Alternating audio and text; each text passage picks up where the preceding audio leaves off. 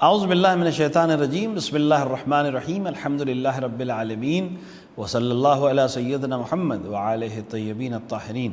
ناظرین اکرام، ایک بار پھر آپ کا استقبال ہے نہج البلاغہ کی سیریز میں، جس میں ہم نہج البلاغہ کو پڑھ کر اس کے معنی سمجھنے کی کوشش کر رہے ہیں۔ یہ خطبہ 12 نمبر کا خطبہ ہے۔ یہ اس وقت آپ نے ارشاد فرمایا جب آپ جنگ بصرہ یعنی جنگ جمل جیت چکے تھے، اور آپ کے ایک صحابی نے یہ کہا کاش میرا بھائی بھی یہاں ہوتا اور آپ کی اس جیت کو دیکھ کر وہ خوش ہوتا اور مسرور ہوتا۔ تو آپ نے پوچھا کہ کیا وہ مجھ سے محبت کرتا ہے؟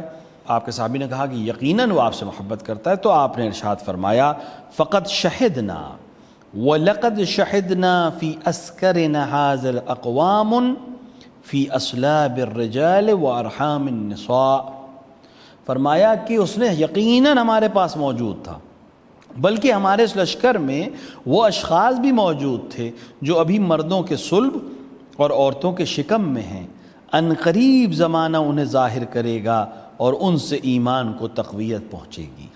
امیر المومنین یہاں پر نیت کی بات کر رہے ہیں، یعنی اگر انسان نیت کا رکھتا ہے کسی کار خیر کی تو خداوند عالم اسے نیت کا ثواب دے گا، ولو اس نے اس فعل کو درک ہی نہ کیا ہو، جیسے کہ جنگ جمل میں شرکت کرنا، کہ وہاں وہ انسان تھا ہی نہیں۔ لیکن امیر المومنین فرما رہے ہیں کہ ابھی دنیا میں جو شخص یہاں رہ کر ہم تک نہیں پہنچ سکا کسی بھی وجہ سے، لیکن اس کی دلی خواہش یہ تھی کہ ہم تک آئے، تو خدا اس کی نیت کی وجہ سے اس کو یہ جواب اور ثواب دے گا کہ گویا وہ یہیں تھا۔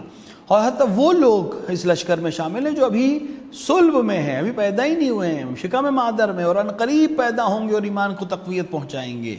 حتیٰ وہ لوگ جو بعد میں اس دنیا میں آئیں گے، لیکن ان کی نیت یہ رہے گی کہ وہ میرے محبت کرنے والے اور میری جنگ میں میرے ساتھ شریک ہونے والے ہوں گے، تو خدا ان کو اس نیت کا ثواب دے گا۔ بارگاہ الہی میں دست دعا ہے کہ وہ ہمیں ان لوگوں میں قرار دے جو علی کی نصرت کرنا چاہتے تھے، تاکہ ہم اس ثواب کے حامل ہو سکیں جو نصرت علی کرنے کا ثواب ہے۔ وصلی اللہ علی سیدنا محمد وعلیہ الطیبین الطاہرین۔